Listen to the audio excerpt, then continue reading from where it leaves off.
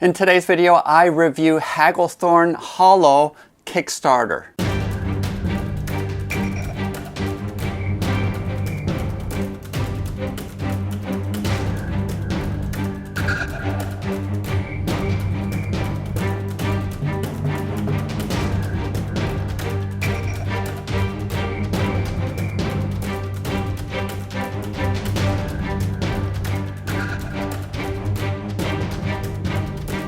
Before we get into today's video, just want to share the GGGG for this month.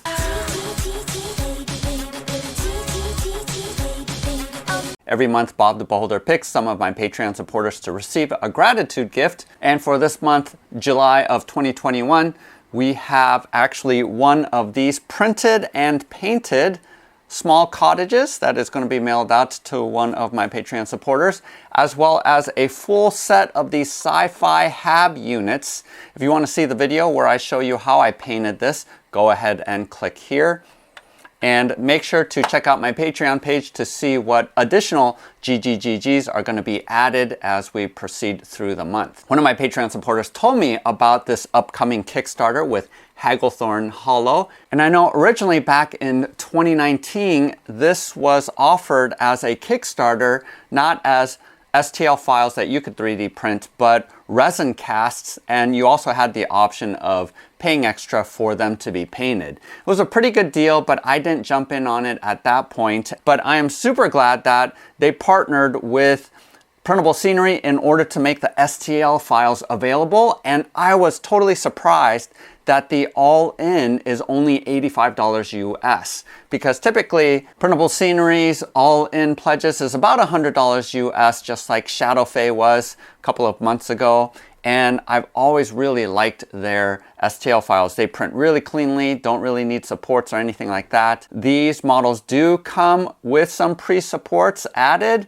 which are fairly minimal, but overall, I'm usually really happy with how the prints turn out. I reached out to Printable Scenery and they sent me two files, the small cottage as well as this homestead version over here. And what's really cool about this is all of the bases are the same, they're interchangeable. So the base here for the homestead is actually exactly the same for the small cottage. So that just makes it versatile. So all four of these bases are exactly the same. And of course, these two models are exactly the same. And then this is the ruined version, which really the Kickstarter is slowly unlocking ruined versions of all of the intact buildings, which I really like because once again, I prefer ruins over whole buildings, only for the fact that I can place miniatures inside or on top of the building. So that just gives me more tactical options for when I am playing my skirmish games. But you can choose to just print out one bottom and just interchange the tops for them.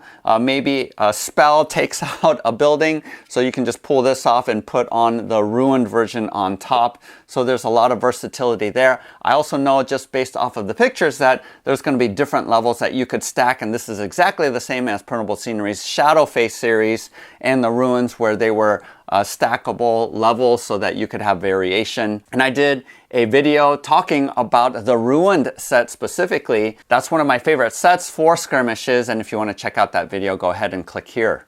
I really am liking how stylized these buildings are.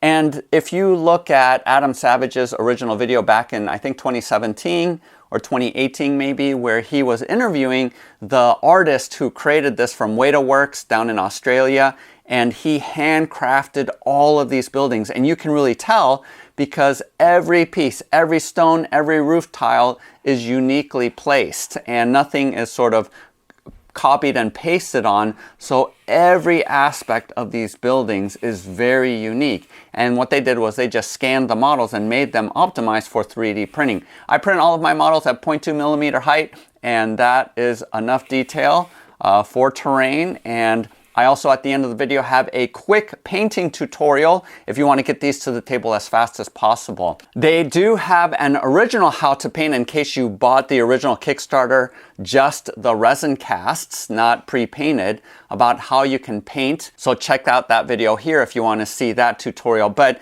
I sort of don't like the way that because they put on a stain or a wash over the entire model, I think that the colors are a little bit too brown And so I think my method, by incorporating a little bit brighter roof with these reddish roofs, and then also by making all the stone gray rather than brown, just creates a little bit more contrast. So I like having some of that contrast coming out in my building. So you can obviously choose whatever colors you want, but this is my color of choice. And my method is a little bit faster because I'm not putting a wash on everything.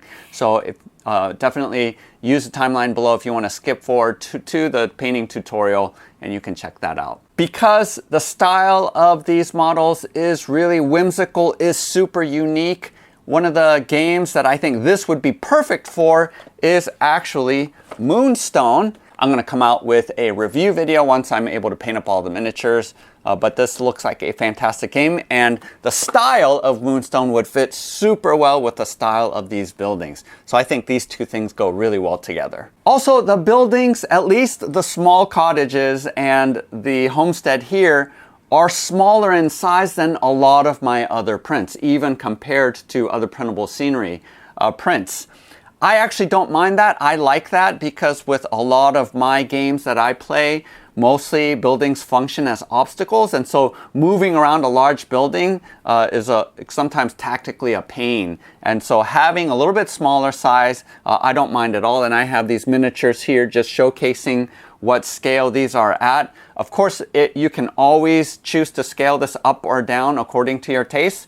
But for me, I actually like a little bit smaller size because I can have more buildings on the field instead of just a few really large ones. Let's go ahead and jump on over to the computer, and I can walk you through what is on the Kickstarter page. Here we are at the Hagglethorn Hollow Kickstarter page. By the time I post, there will probably be about 10 more days left of the crowdfunder, so make sure to jump in on that if you want it. There's a nice little video that walks you through the modularity and the different pieces that you're going to be getting.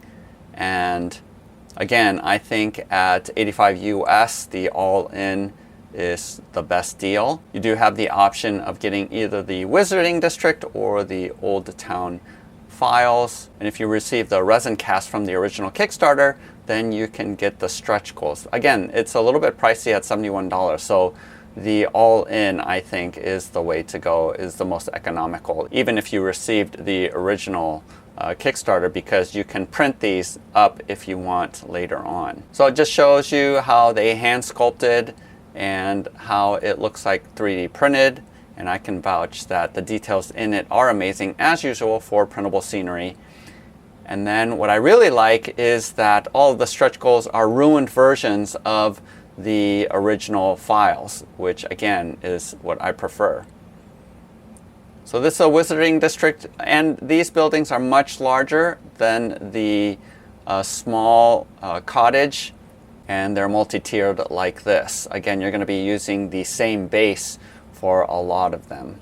Here's the Old Town with the longhouse. Again, the homestead is what I showed you. Uses the same floor as the cottage.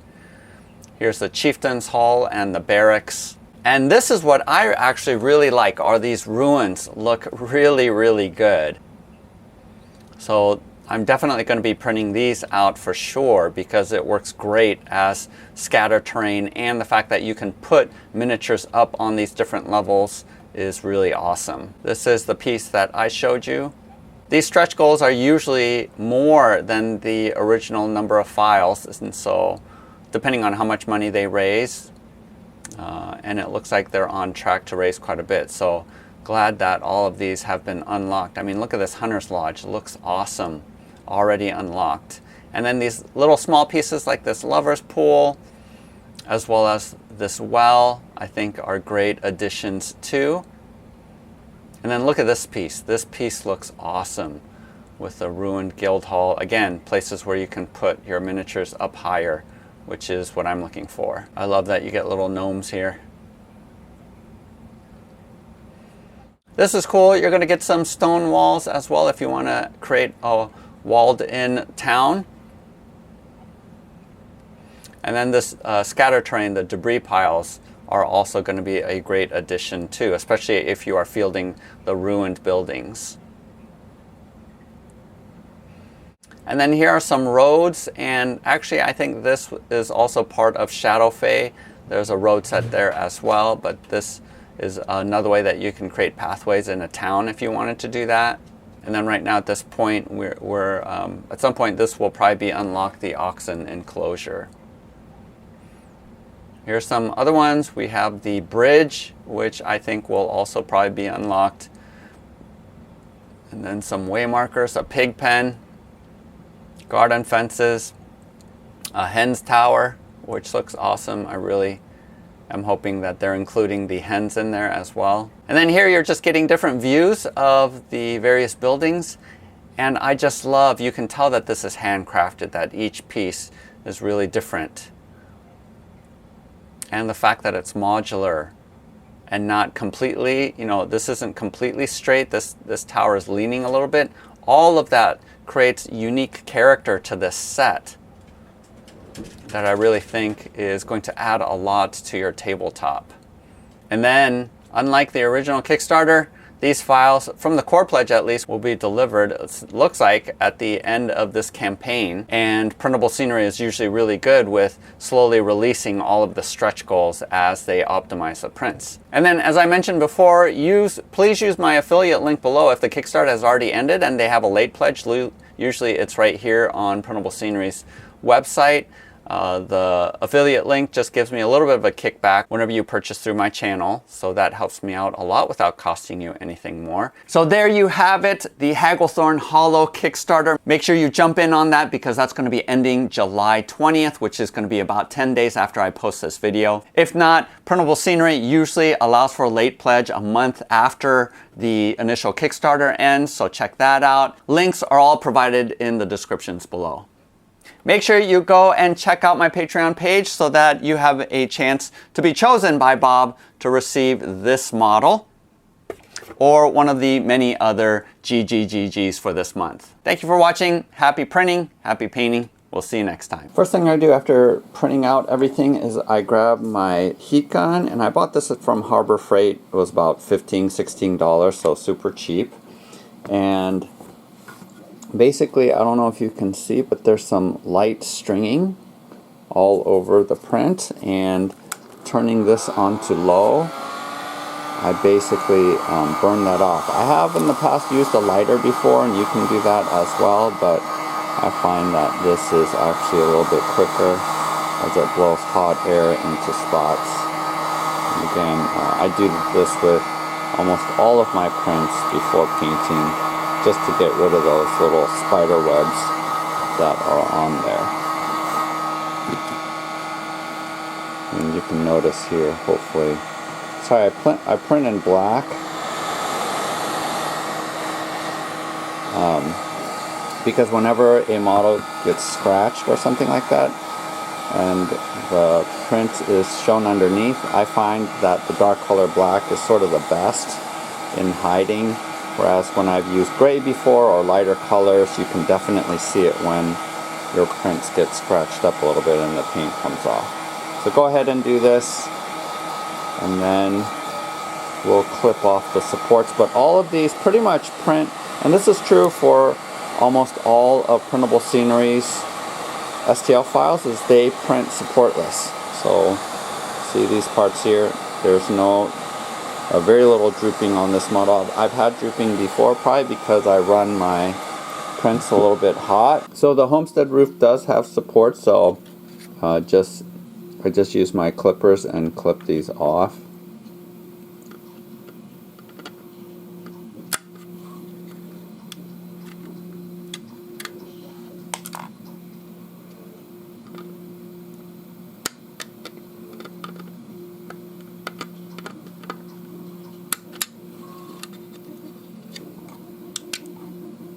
Alright, so relatively easy. I am using Krylon Camouflage Brown, which is a dark brown. Rust-Oleum also has a camouflage brand that is dark brown as well. Either one works really well. The reason why I like the camouflage brand is because it is super matte. And sometimes I will spray the base or the lower portion with a dark gray, but this time I'm going to do everything brown because there is stucco on the walls. I think it's going to be easier to go back and do the gray with a brush. And so everything is going to be brown. And so I just go at it from all 4 sides. Let's rotate this around. And rotate each one of the models. And make sure you just get all sides of it. And then once I'm done with this, I'm going to go ahead and open it up and spray the inside as well. So I'm trying something different this time, and I'm going to go from the inside out and do fawn. And in the past, I have used toffee, but Americana no longer makes toffee, and so the closest alternative that I could find is fawn. So any kind of beige color, light beige color is going to work. And so let's see if this works out. I have made tons of how to paint videos, not only for printable scenery, but a bunch of other terrain. And this is going to be different than my usual process because I'm going to try to do the stucco first, although it's hard for me to tell if this is stone. What part of this is stone? So what I'm going to do is basically try to figure out where any of the stucco is on the outside of the building and do that first. And as always, I leave the internal parts right here, the edges. I don't go all the way to the edge, and that's intentional because it's providing some natural shading that I want to maintain. So I think that looks pretty good. And it doesn't matter if you get it on the wood or other parts of the roof, because we're going to paint over that later. And that's the advantage of going inside out, where you're hitting the deepest recesses first before you go to the higher parts of the model. And then let me show you here. I think the bottom portion of the building, this base, has more. And it can be a little bit difficult to tell what part is the stucco. But here are definitely some bricks, exposed bricks down here. So it's not super important if you have a strong demarcation line, because like many things with buildings, you just have a lot more leeway, and so approximating is fine. I am using a stiff pig's hair or horsehair brush. That's my preference. That way I'm only hitting the highlights and I'm not going into the recesses. It's sort of a form of dry brushing, although I have a lot more paint on my brush than traditional dry brushing calls for. And see, because I am dry brushing, the paint isn't going on absolutely evenly. It's a little bit different or a little bit splotchy in places. That's okay, especially as the first layer. Doesn't matter. And again, with buildings, you want a certain level of unevenness because that's sort of natural, especially with highly stylized buildings like these ones.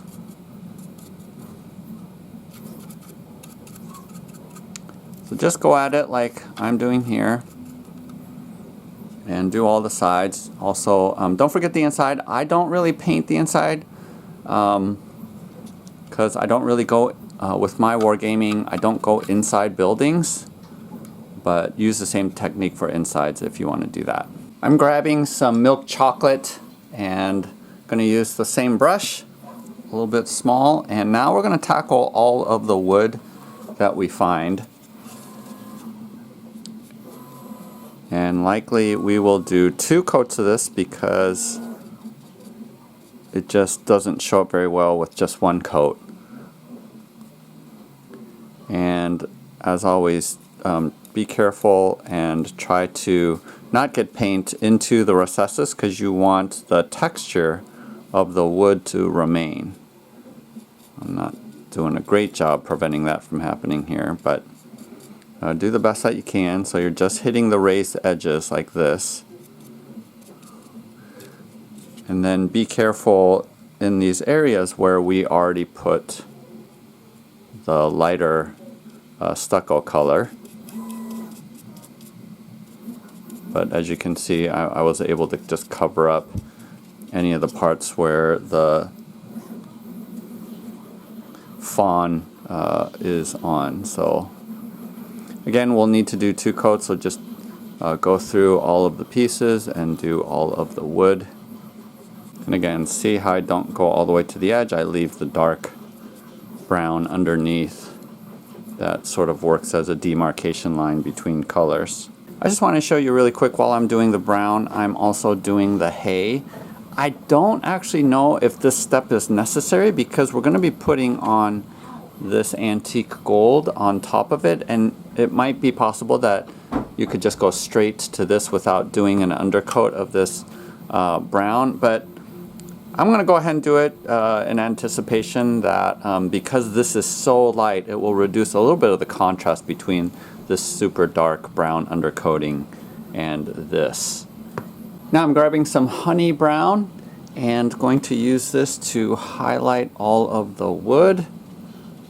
So here I did 2 coats of the chocolate brown, and so just going to do a little bit of dry brushing and highlighting, not too much, but enough just to hit the highlights here like this.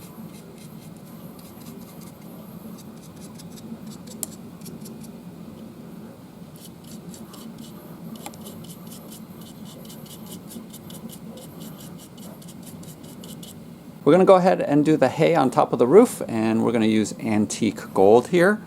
Not 100% sure how this is going to turn out, but I am more dry brushing, and let's see if doing that extra step of putting the chocolate brown down first is going to be helpful. Yeah, I think so, because as you can see here, in the recesses we have that chocolate brown, which isn't quite as dark as our primer. So I do think that it is good to go ahead and do that step. That way you don't have too strong of a contrast between this layer and the chocolate brown underneath. So I would suggest doing that step rather than going directly into the antique gold.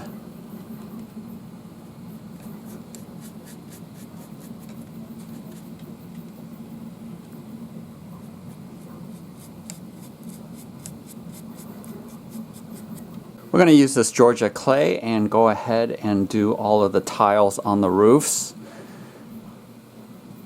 And this is going to require 2 coats. Again, just like the brown, the chocolate brown, this it doesn't show up very well against the dark, so just 2 coats should be fine. And then as I was painting this, I realized that there were actually a lot of spots where there's wood showing through that I didn't notice before. So I'm going to go ahead and just touch those spots up using just a regular brush, because I'm going to need it to get in these spots. I'm not going to show that, but just going to do that real quickly. I'm grabbing zinc, which is a dark gray. And sometimes I will actually go through and paint an even darker gray, this one pavement, in order to do an undercoat. But I think this brown is dark enough that we don't have to do that. We can skip this step, just go straight to the zinc, and let's see how that goes. I'm going to use my smaller brush just because I don't want to get any of this gray onto what we've painted so far, because this is a lot painted here. And as you'll notice, not only am I painting along here, but also there are spots like this where the brick is showing through. So you want to make sure you grab that as well. And this, you do want to put quite a bit on, because again you're covering over the brown. And I'm realizing here I forgot this woodwork down here, so I'm going to have to come back later and do that. So go ahead and do this with all of your stoneworks that are on these buildings. And in the upper portion, there's some here, there's some here. So just be on the lookout as well. I not only do the brickwork here, but also all of this part. You know, you can do that green if you want, especially if your battle mat has a lot of grass on it. To make it blend in, you can make these parts green, but I'm just going to do everything gray, again, just to make things faster. Alright, so now with the zinc, I am mixing in some slate gray to do the next level of highlighting. I'm not going to use just slate gray because it's a little bit too bright, but just mix it in like this. And what we're doing is just highlighting the stone, and make sure you don't have too much on there. And you're just making the edges pop out. So this is true dry brushing, unlike the last step where we were putting a lot of gray on there. This time we're just highlighting like so. And it's easy to get a little bit too much like I did here. Just rub it off if it's a little bit too bright, or mix in more of that zinc in order to darken it up a little. But this is just real quick hitting up some of the edges just to highlight it a little bit more. Now if you really wanted, you could color each one of these a couple random bricks different colors just to produce some variety, but again, I'm not doing that because I'm trying to get these done as quickly as possible. But that is a way just to create some variation in color. So that is pretty much it for the stone. And I don't want to do too much because again, it sort of emphasizes the layer lines, especially on the horizontal surfaces, but this is the effect that you're going for. So the last thing to do here are all of the ropes for the homestead roof, and normally I make my ropes this same antique gold color, but because the hay is that color, I'm going to go ahead and try burnt sienna. It's just a different, a little bit more reddish brown color, and see if that's different enough. I'm not sure if it's going to be different enough to distinguish from the rest of the browns around it. But let's go ahead and see if this will be a good rope color. And just like everything else, I'm not completely filling in and allowing the black or the dark brown underneath to provide some shading to the texture in the rope. And I think this is going to be a good color because it's different enough from the other browns that it sticks out and doesn't blend in too much. So that's a good sign. So you just want to go over all of these and see how I'm not completely filling it in, and how all of the shading and the dark brown that is surrounding all the different colors, it sort of delineates the different colors, almost like a cartoon or comic book kind of effect where you have black lining around everything. In the same way, this provides sort of a black lining or dark lining around objects by not having my colors go all the way to the edge, but allowing this dark brown from underneath to basically provide some of the shading around all of the textures. And that's why I like using the camo brown spray paint, because it is really dark. If you don't have camouflage brown, just go ahead and use the darkest brown spray can that you can find. And I think this is looking pretty good. So I'm going to go ahead and finish up with all of the ropes.